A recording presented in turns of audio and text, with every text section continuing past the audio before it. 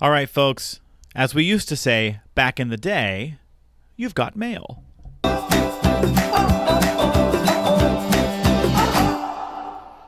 We should use the old AOL "You've got mail" sound for that when we do a mail time segment, but that's probably copyrighted, so we'll just stick with our little jingle there. Yeah. It's either that or like what was that movie with Tom Hanks and I the believe it was called "You've Got Mail." Okay.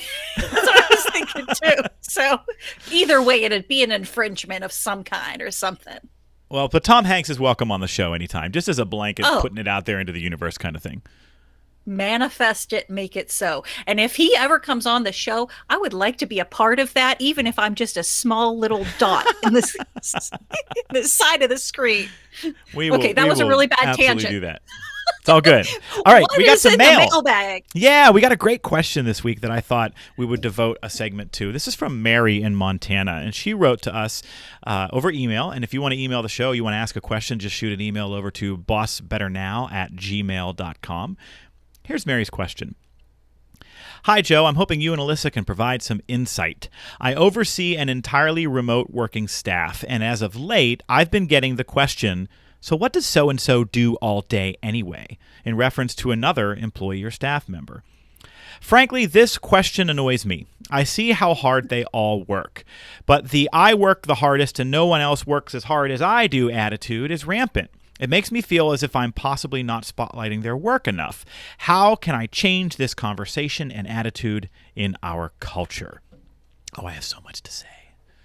But it's a short show. We can't have it be like a 2-hour workshop. But where do you want to start, Alyssa? Well, the one thing I will say is I feel your pain. Was it Mary? Yes. That this is so annoying. I mean, for real, did you not like the fact that you didn't like throat punch someone for coming out with that? That is not an High option. five. High five to you. High five to you. Indeed. um, this question is one that I love to go back with another question because that's the coach in me, Mm-hmm. which is what's most important about that to you? Yeah. Because that really is what is it that you're trying to either tell me covertly that you are so much more valuable than so and so over there, or why are you so peeved and upset about what it is that they're doing? Mm-hmm. Because you wanted a piece of that action and you didn't get it. You're trying to fight for more on your plate. What's really going on? So that's my frame of mind. That's my kind of go-to on that. What about you, Joe? I know you have a ton to say on this. In fact, you wrote a book on it, which I think everyone should go out and grab. No More Team Drama, because it speaks to all of the ways in which you Oh, can thank you. tackle these types of issues. But give us a little synopsis as what can we impart upon to Mary to say, how can we tackle this? Well, I thank you for the plug, my friend. Yeah, this is something that there's some psychology here, and it's tough to kind of get at all of it in like a 5 or 7 minute podcast segment. But a couple of things first and foremost.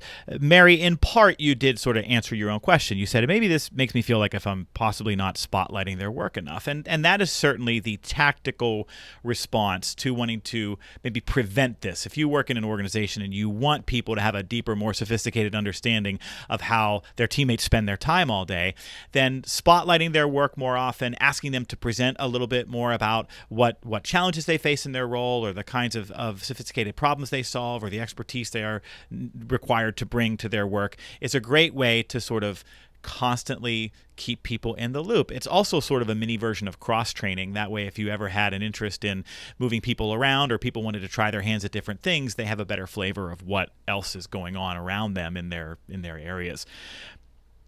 But there's some underlying psychology here that's taking place. Let's look at the what does so-and-so do all day anyway. If we look at the underlying assumption, it's that this person's getting away with something. Mm-hmm. Right? It's this kind of, well, they might be lazy or they're unskilled, and these are character defects. And one of the things that we know is that there's a shortcut our brains take It even has a name. It's called the fundamental attribution error. And what it is your brain tells you that when you see someone do something that you don't understand or agree with, it's because of their character, not because of their circumstances. And so, in other words, when you see someone do a questionable thing, your brain tells you they're of questionable character. And when I do workshops on this stuff, I'll ask a room full of people, what do you assume about somebody who's late to work? And the first 5 answers are they're lazy, they didn't plan, they don't care, they don't try. These are all character defects. Mm-hmm. Well, what was the reason the last time you were late to work? Well, my kid spilled orange juice on my lap right before I had to leave the house, and I needed to change my pants. So there's this shortcut that our brain takes. It fills in the gaps, and it tells us that the people around us have character defects. The other shortcut our brains take is about ourselves, and that's related to the other part of what Mary is asking about here, this notion of I work harder than everybody else does and nobody knows it. There's another shortcut our brains take, which is called the illusory superiority bias, which says that we overestimate our own capacity, our own capabilities, our own knowledge. Right? If you ask everybody in a company to rate their contributions on a scale of 1 to 5, nobody picks a 2. Almost nobody picks a 3. Amen. Yep. People pick a 3 point something or a 4, right? We believe that, and this is the other shortcut, our brains tell us I'm a really good person doing the best I can most of the time. That illusory superiority bias shows up where we even overestimate our own suffering. When somebody comes to you and tells you how hard they have it, we respond by saying, well, if you think that's hard, wait till I tell you what I'm going through. Yeah. And so these two biases work hand in hand on teams, right? We more favorably judge ourselves and we more harshly judge others than we should. And so I'm going to go right back to the coaching question that you threw out. I like a little bit of a different version of it, which is when somebody says, why is so-and-so, what does so-and-so do all day anyway? Well, what makes you say that? What makes you ask that? And, why is that important, I think, is the question that you asked, which is great. It's another fantastic way to get at this, which is like, and here's another one. What are you getting at? Because if you ask, hey, what are you getting at with that question? That kind of will stop people in their tracks and be like, well, I was just, curious. Be like, if you don't want people to assume that you're getting away with murder, then maybe we can all agree not to assume that everybody else is getting away with murder. Doing it. Right. Right. Wow. I think my brain just had a little mini explosion there from all the learning that it just crammed into it. That's the most I've learned in a short amount of time, and I can't tell you how long. So thank you, Joe. You triggered a mini keynote because I talk about those biases in my No More Team Drama keynote, so it just kind of just fell out, and so you triggered me. I'm sorry. Don't ever be sorry for that kind of trigger. I love it. It's great. I think our audience benefited greatly. And so let's give Mary these tools then. So we talked about, yes, Mary, spotlight some of their behaviors more. In one-on-one conversations, ask, why is that important? What makes you say that? What are you getting at? Point out the underlying assumptions and say, hey, if you're going to assume that people are getting away with something, where does that come from? And the way we flip that around is instead ask people to assume good intent. What would make a really good person act this way? What's more likely, that they're secretly getting away with being lazy, or that maybe we just don't talk a lot about what other people do with their time? What do you think is more likely? Yeah. And then, doing those things that you can to shine a light on people's duties, how they spend their time, to do some cross-training, to do some shadowing. I think that's a great path to this, to overcoming this as well. Oh, and one more thing.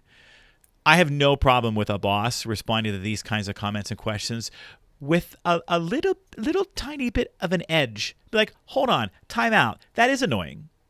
That is frustrating. That's crappy. Like don't want people to be treated that way here. I don't want you to ever have anybody questioning you in that way, and I'm not going to let you do it to others. If you feel like that they're getting away with something, go ask them. Yep. We're about to know drama here. I like it sassy. I like sassy Joe. Bring in the sauce.